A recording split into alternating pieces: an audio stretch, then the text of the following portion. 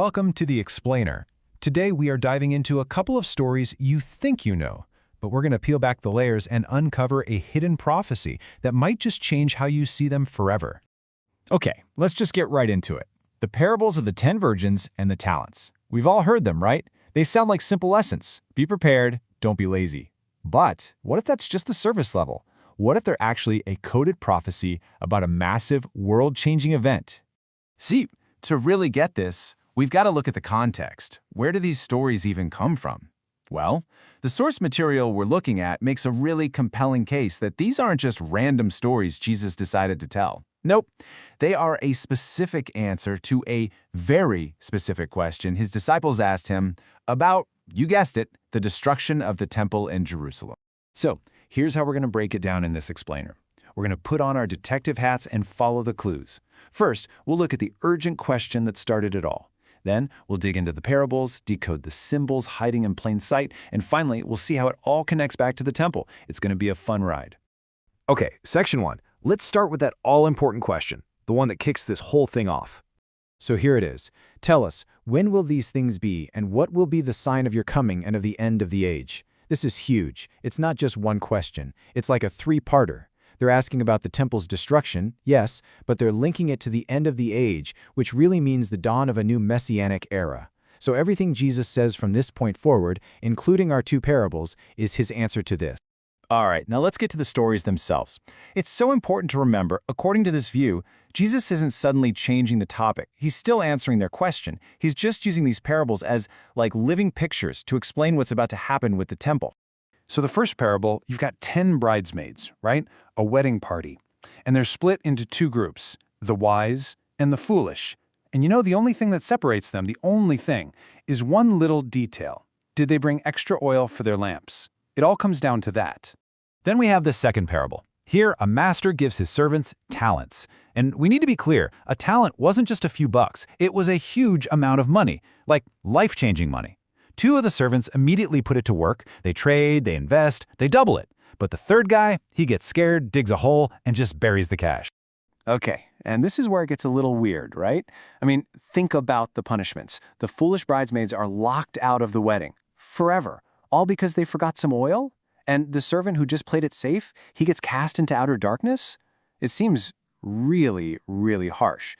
And that's our clue. This tells us these details, the oil, the money, the wedding, aren't just details. They're symbols, powerful symbols that a first-century Jewish audience would have picked up on instantly. So if we want to understand what's really going on, we have to crack the code. And the key to that code, well, it's buried deep in the Old Testament. Let's start with the wedding.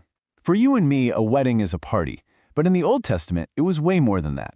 It was one of the most powerful metaphors for God's relationship with Israel. God was the husband, Israel the bride. So a wedding feast symbolizes God's covenant, his sacred agreement with his people. The arrival of the bridegroom, that means a new covenant is dawning. And look, this isn't just someone's modern theory. The Bible says it outright. Look at this verse from Jeremiah. It literally says, "My covenant that they broke, though I was their husband." The connection is right there in the text. Okay, so if the wedding feast represents the covenant, what about the lamps, the things you need to light the way for the bridegroom? Well, what was the symbol of God's light and presence in the Old Covenant? It was the great menorah, the lampstand that burned continuously in the temple. And the talents? The money? Again, it's not random. In the Old Testament, when they collected huge sums of money, what was it often for? It was for building, repairing, and restoring the temple, God's physical house on earth. The connection is starting to become pretty clear, isn't it? All right, this is the aha moment. Let's pull all these threads together, because when we do, these parables stop being just nice stories and become a laser-focused prophecy aimed directly at the Jerusalem temple and its leaders. Here it is, the smoking gun. In Exodus, God gives a command to the priests. Their job, their sacred duty, was to make sure the light from the menorah, the symbol of God's presence, never went out. And how did they do that? By making sure it always had a supply of pure olive oil. And just like that, the foolish bridesmaids snap into focus. They aren't just forgetful, they are a powerful symbol for the priesthood, for the religious leaders who had one job: tend the light. By running out of oil, they failed in their most basic duty. They let the light of God's presence go out.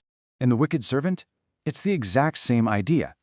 He represents the leaders who were given the resources, the talents, meant to build up and restore God's house, the temple. And what did they do with them? They buried them. They failed to invest, failed to build, failed to grow what they were given. So, wow. If these parables are really a prophecy about the end of the physical temple because its leadership failed, then what's next? Is it all just doom and gloom? Is that the end of the story? Not at all. Jesus is basically telling his disciples, don't be afraid of the temple falling. He's saying its destruction isn't the end. It's a transition. It's the end of an era where God's presence was tied to a single building and the beginning of something new, something bigger and more personal. Because the physical stones of that temple, they were about to be replaced by living stones, by people. The Apostle Peter talks about this later, how the followers of Jesus are being built up into a spiritual house. That's the new temple, a temple made of people, one that can never, ever be torn down. And this changes everything about how we read those parables. The wise bridesmaids with their extra oil, the faithful servants who doubled their money. Who are they? They're the disciples. They are being commissioned right then and there to become the new priests, the builders of this new spiritual temple. Their job is now to tend to light and invest the master's resources to build this new house made of people. So looking at it this way turns a 2,000-year-old story on its head. It's not just a history lesson. It becomes a really deep, personal question for us, right now. If the followers of Jesus are these living stones, then how is that temple being built today, and what part do we play in building it? That's our explainer, something to think about.